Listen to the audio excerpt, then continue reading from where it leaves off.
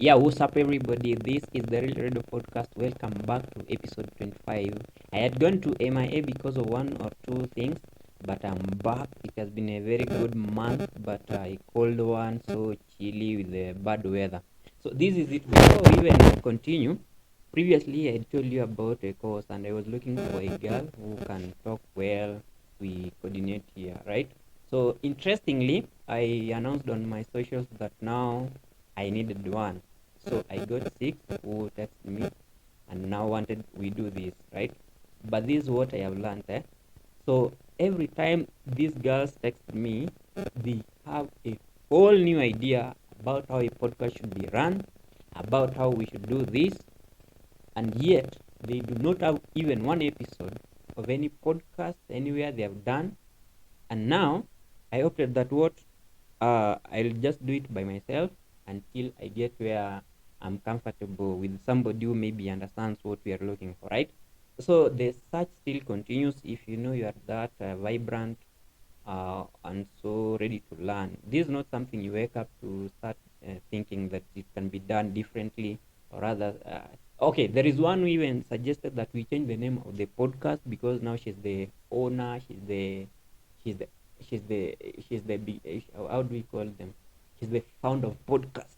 Now she said really radio podcast is not enough.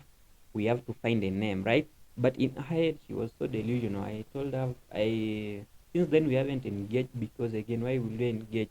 Or maybe but I was thinking if we are to have a co-host and a lady for that matter, because I have seen it goes, it is not going to end well if she is going to be seen on camera. If somebody thinks that before they come to record, then we are going to have them. Maybe she will appear in the podcast as a ghost lady, right? Somebody will be maybe by the side we hear her voice. Now she becomes a ghost lady, and then now maybe I have a gent on my right, because now the lady was to sit on my left here because I have so many seats here which we can co-host. So the search is still on. If you know you are a lady who is so vibrant and good in English and communication and somebody who can sell a narrative, this is the opportunity. Holler at me even on Instagram or Facebook, and then we'll work out and see how it goes. Okay. So much has happened this November. You remember 11th we had the US elections where we had two contestants who are strong enough to compete. That was who was the lady, Kamala Harris and Donald Trump. And for a fact, I didn't follow the politics so closely, but the podcast I normally watch, I realized that now Donald Trump appears there, right? And it got me thinking that why is this guy really so invested in selling narratives, right? Donald Trump is like a cat. You know how cats behave. A cat, when it wants something, it is going to do whatever is possible to get what it wants. A cat, if you are maybe preparing some good meal, especially meat in the kitchen, it knows even when you have bought the meat. Now it is going to loiter around the kitchen. It won't even touch the meat. It will just loiter there and be friendly with you until you cook. And then now, after it is ready to be eaten, it is going to be so humble, or it is going to do whatever it takes to have the meat, right? Now, Donald Trump really moved from podcast to podcast and trying to sell a narrative to Americans, and they bought it. By the way, he won the election so overwhelmingly, and even and then now we have Kamala who now relied on celebrities like Beyonce. By the way, Beyonce was even paid 10 million US dollars according to reports to campaign for Kamala, right? So this is what I learned from the whole circus. Right now, there is nothing like celebrity endorsement. Let everybody do what they're supposed to do according to their careers, right? It was shown so well. You can't imagine how many followers Beyonce has, or rather the other celebrities who are used by Kamala to campaign, right? The people openly told these guys that, you know what, for politics it is not something you are coming here with your influence in music.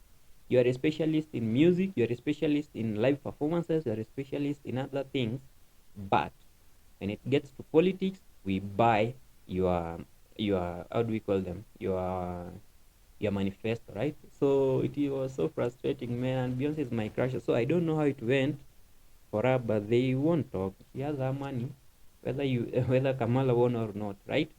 So Donald Trump won, and I think he has been my guy. So what he did, I think how he made it to beat Kamala, I will say he moved from podcast to podcast, my friend. You know Donald Trump even went to Patrick David podcast, which maybe is almost historical, right?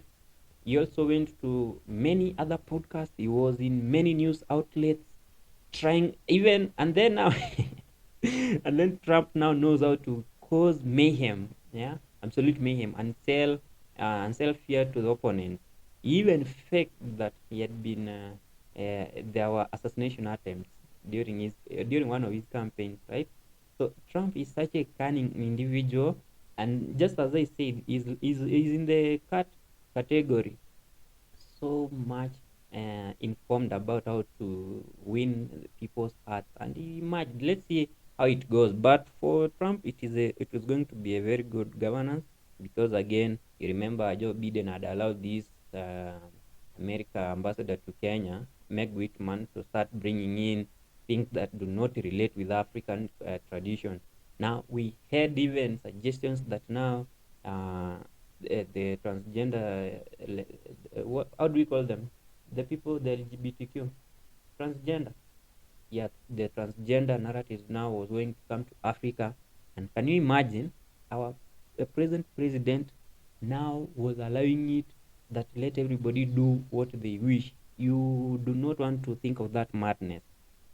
And also now they have started coordinating with Bill Gates, bringing in vaccines. You see what happened with COVID-19. COVID-19 was something that was curated, not an organic disaster. Many lives were lost, and then now, later on, 2 years were lost of non-productivity. The economy laid bare down. Now later on, they introduced vaccines that they were to prevent people from getting COVID-19. But up to now, I did not take the vaccine. I have not been affected by either of those things, and life continues, right? So let's have somebody who is sober. And by the way, I saw Trump saying that the Bible is back, King James Version. So it is something I could be very interested to know how it goes for the future. America being the first world country, it affects so many economies, and Africa at large, because uh, most of the trading around the world are done by the US dollar. So let's see how it goes. But for majority of us, we are going to gain a lot. We are also going to experience some sort of transparency, some sort of logic being applied, and then we get to move forward as a continent, and even as a globe, right? So we also now, Trump now surprised us. Yeah, he has already appointed Elon Musk to one of the top positions, right? Elon Musk, as you know, is the richest man in the world. So I was watching his father's interview from the MacG podcast in South Africa, podcast and chill, right? And Elon Musk's father is now called Elon Musk, right? There is a point he said that in one day, Elon Musk made around 40 billion US dollars from I think Sterling. There was a sale he made, or maybe there was something he made from either Sterling or one of his businesses. 40 billion US dollars. So I sat down and thought of just even $1 billion, right? I just went mad. I can't relate right now even 10,000 Kenyan shillings, but now somebody is there saying they have made $40 billion in just one day, right? So you can imagine how that's someone like that is going to help a government in pushing, or rather finding good policies to move the American people in the right direction. So Elon Musk is a very interesting guy. I watched the whole interview. It was almost 2 hours, right? So Elon Musk is an open-minded guy, and then I learned something. Openness is something we are not practicing let's say presently, right? So he was even asked by the co-host Mark G, who is also the one of the podcast, that this is a very intriguing question, but then he had to ask, right? It was just to make the podcast fun. He asked him, when last did you have sex, right? And then, do you know Elon Musk is 79 years old? So he said that he had, the last time he had sex was the day before the interview, pre-interview, right? The night before the interview. And that got me, like, I was so in shock. I cannot imagine us asking even our president about that question. Then your life is going to be the same. So there is some sort of, so you get to learn. And then now, you remember, Elon Musk is among the 7 children of Elon Musk, right? And is the most successful one, because the father said that some of the siblings work for X, right? And now, he, and in as much as Elon Musk is the most successful out of his children, he did not forget to highlight how other children also are instrumental in the family. Like, he's such a passionate person in terms of family, and it makes me thinking how our African parents really do not care about the person who has failed. You all know, even we see quotes online, that a man without money is like is underrated. Even now we are going into the festive season. They are going to do the most difficult work at the village. They are going to be the ones splitting firewood. They are going to be the ones opening sodas for visitors. But you see how Elon Musk navigates through to get the balance that his family is doing okay, right? Which should be embraced by most of us. At times, we tend to perceive people from a point of their present position in terms of value, but we forget that these are people who may be working their way up. Now, it is going to get to a point that these people will make it later, and then they look down upon you, and then you who look down upon them sometime are going to say that I got rich and now I don't give shit about you, right?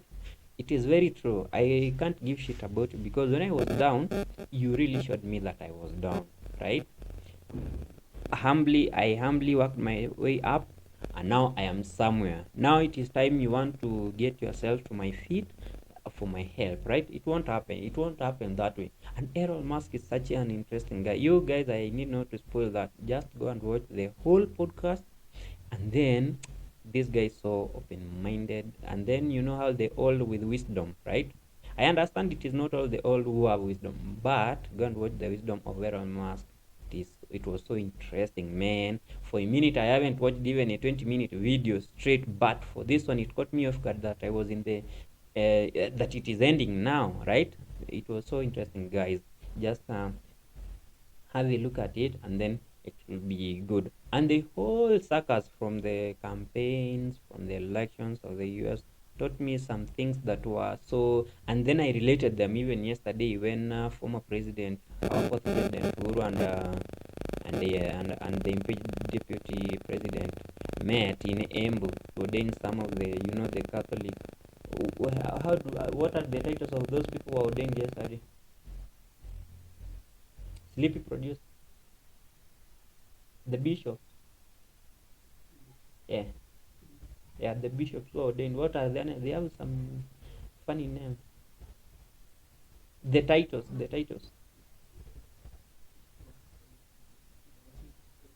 Oh yeah, yeah. The archbishop now was being ordained in M, and those guys. Let me tell you, by the way, this world is 100% governed and controlled by people who are specialists in communication, in terms of public relations, in terms of driving a narrative in a way that you guys are going to see that this guy is right and this one is wrong, right? Now, the politicians all over the world have mastered their craft, that they are always on top of their game.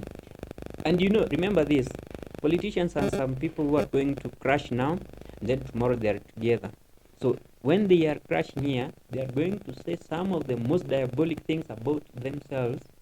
But also, when they get back together, they are going to get back in a way that you are going to think that these people, yes, they might have collided back, but now we really need change. And then they are going to sell that narrative, and then it is going to stick into your head, and then you are going to like them back, right?